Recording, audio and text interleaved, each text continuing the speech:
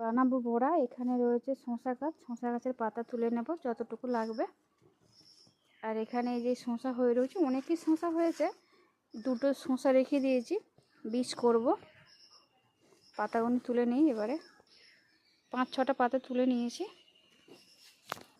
ভালো করে ধুয়ে নেব জলেতে। বাটিতে নুন দিয়ে দিয়েছি, জল দিয়ে ভালো করে আরেকবার ধুয়ে নেব। এইভাবে ভালো করে কচলে কচলে ধুয়ে নিতে হবে নুন দিয়ে, তাতে তেঁতোটা কম হবে একটু। ভালো করে কুচো করে নিয়েছি পাতাটা, আর একটু পেঁয়াজ কুচো করে নিয়েছি, কালো জিরে নিয়েছি, হলুদ নিয়েছি, লঙ্কা গুঁড়ো নিয়েছি, বেসন দিয়ে দিয়েছি, চালের গুঁড়ি দিয়ে দেবো, দিয়ে ভালো করে মাখিয়ে নেব। ভালো করে মাখিয়ে নিয়েছি, দেবো লাস্টে নুন অল্প। কড়াতে তেল গরম হয়ে গেছে, ছোট ছোট করে ভেজে নেব। এইভাবে হালকা আঁচে ভেজে নিতে হবে। এরকমভাবে খেলে খুব ভালোই লাগে খেতে। এর কিন্তু